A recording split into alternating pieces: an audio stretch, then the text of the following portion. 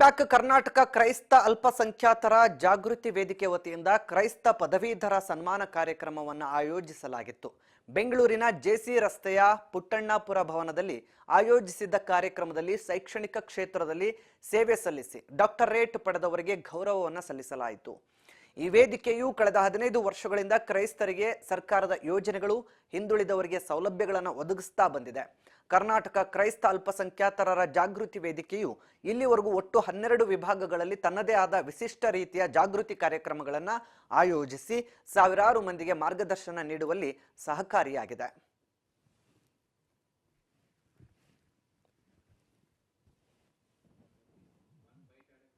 ಎಲ್ರಿಗೂ ನಮಸ್ಕಾರ. ನನ್ನ ಹೆಸರು ಎಜಿ ಪ್ರಕಾಶ್ ಅಂತ. ಕರ್ನಾಟಕ ಕ್ರೈಸ್ತ ಅಲ್ಪಸಂಖ್ಯಾತರ ಜಾಗೃತಿ ವೇದಿಕೆಯ ಸಂಚಾಲಕರಾಗಿ ನಾನು ನಿಮ್ಮ ನಿಂತಿದ್ದೇನೆ.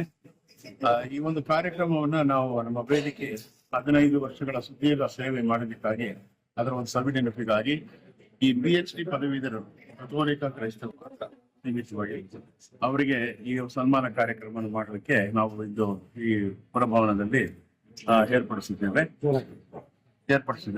ಮತ್ತು ಈ ಒಂದು ಕಾರ್ಯಕ್ರಮಕ್ಕೆ ನಮ್ಮ ಬೆಂಗಳೂರಿನ ಪ್ರಧಾನ ಯಾಜಕರು ಅಂತ ಹೇಳಿದ್ರೆ ಅತಿ ಪೂಜ್ಯ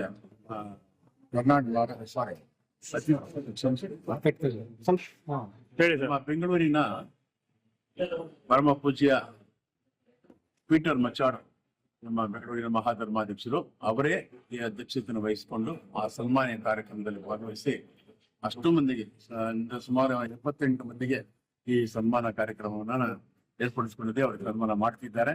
ಕಾರ್ಯಕ್ರಮ ನಡೀತಾ ಇದೆ ಒಳಗಡೆ.